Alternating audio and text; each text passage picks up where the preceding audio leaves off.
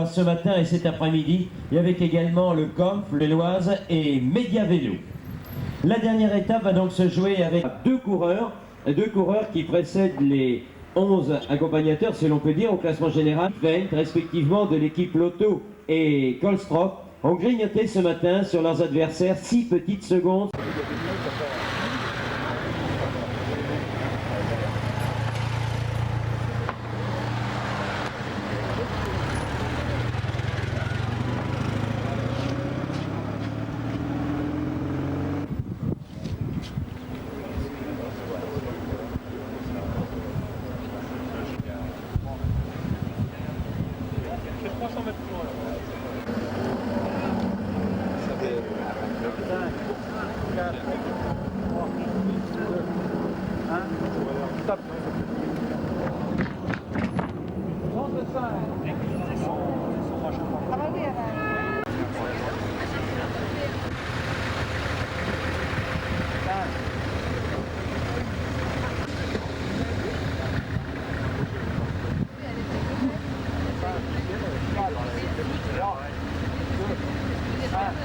Top.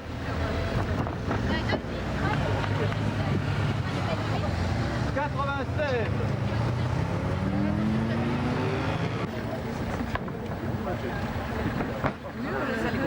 J'arrivais à 20 minutes.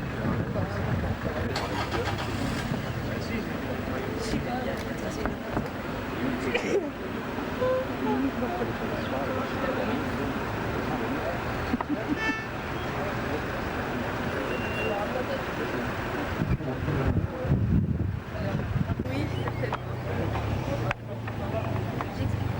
45.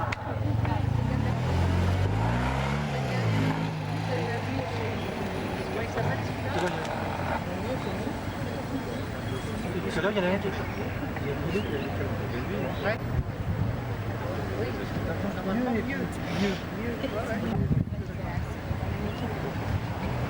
une bonne place. C'est un bon, mais...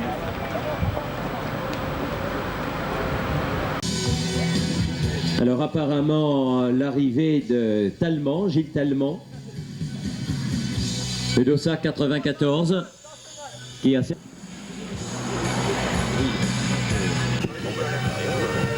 Oui, avec certainement pas mal de petits problèmes pour Gilles Talmont, peut-être un départ raté, 17 minutes 01, absolument hors du temps parmi les meilleurs. Gilles Talmont, l'un des meilleurs amateurs français.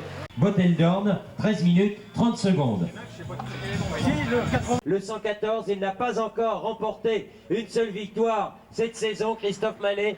Mais c'est un excellent espoir du cyclisme régional, Christophe Mallet, qui s'exprime lui aussi parfaitement dans le contre-la-montre individuel. Exceptionnel rouleur, la révélation de ce début de saison, Jean-Pierre Bourgeoux.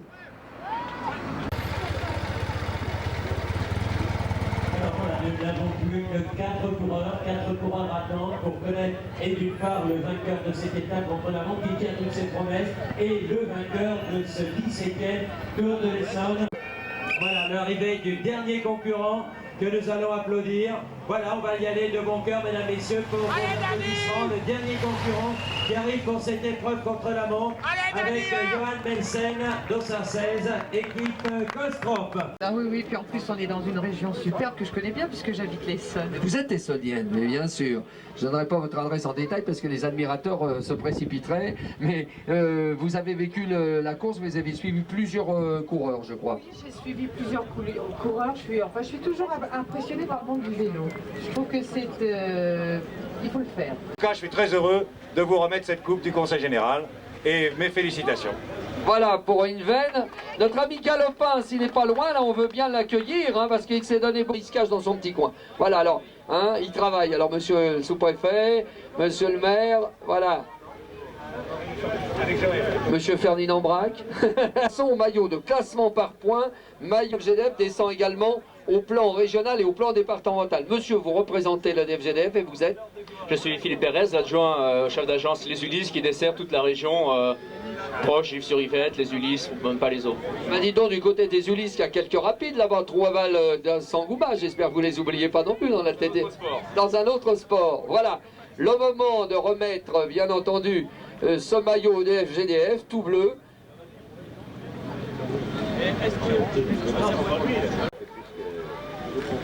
Voilà pour une veine qui cumule et qui va pouvoir, je ne sais, regardez, alors c'est ça les pros, vous avez vu, hein, tout de suite, et là, il se remet sa marque Kolstrop, ce qui est bien normal, et M. Pelchal comprend fort bien qu'il l'aide à l'instant même. Voilà, notre vainqueur qui va recevoir un deuxième bouquet, ce qui ne veut pas dire pour autant qu'il a le droit de tout. Et pour un professionnel, non, c'est parce que je disais, il n'a pas le droit aux deux bises. Je veux dire par là, ce qui ne veut pas dire qu'il a droit à deux fiancés ce soir. C'est ça que je voulais dire. Pour Inven, vainqueur d'étape et vainqueur final du Tour de l'Essonne 92. Merci, cette fois-ci c'est fini. Hein.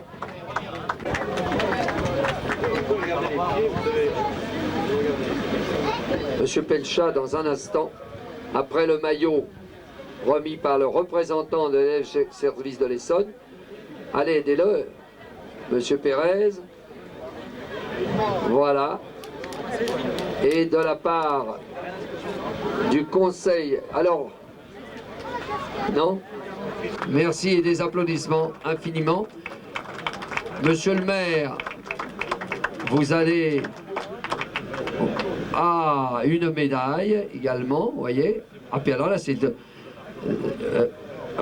voilà, mais elle est belle quand même, c'est très bien. Et Christine Caron, quelques félicitations quand même. Hein? Non. Voilà, mais vos baisers sont des fleurs, ma chère Christine. Merci infiniment. Merci à l'EDF GDF Services et vous restez pour la photo finale, hein, pas très loin, s'il vous plaît. Alors maintenant, nous passons au classement du meilleur grimpeur et c'est Parachini. Hein, vous avez vu, vous êtes désigné comme volontaire, monsieur le maire. Bon. Parachini de meilleur grimpeur, Idven.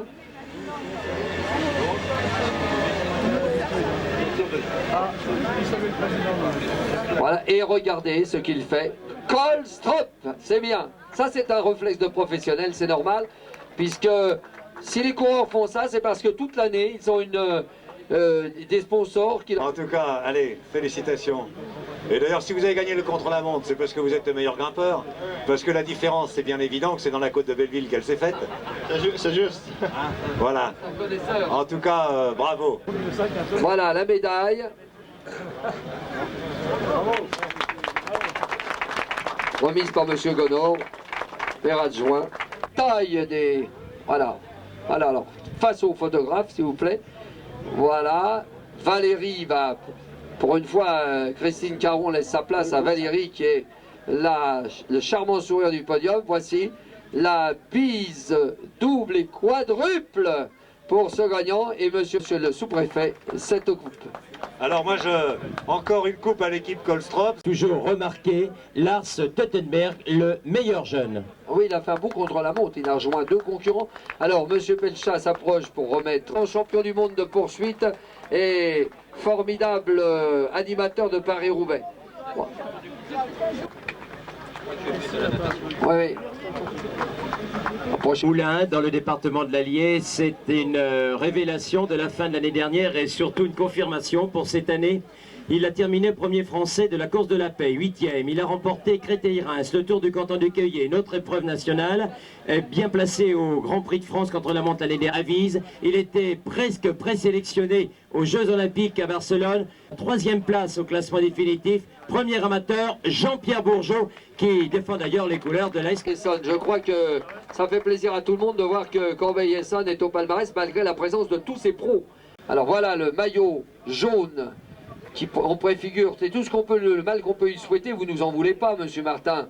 Hein, c'est de dire que celui-là en préfigure un autre dans les années à venir. Il est d'accord d'ailleurs, il veut bien en passer un autre dans quelques années, mais il pense à l'invitation bien entendu de... Il y a toujours des médailles, hein, bien sûr. Donc termine 3e de ce Tour de l'Essonne. Et entre le 2e, Franck Pinault de l'équipe Chazal et lui-même, il n'y a que quelques centièmes de seconde. Jean-Pierre Bourgeot, premier coureur amateur sur ce podium. Voilà, alors on va, si vous le voulez bien, on lui demande de rester, on demande à tous les...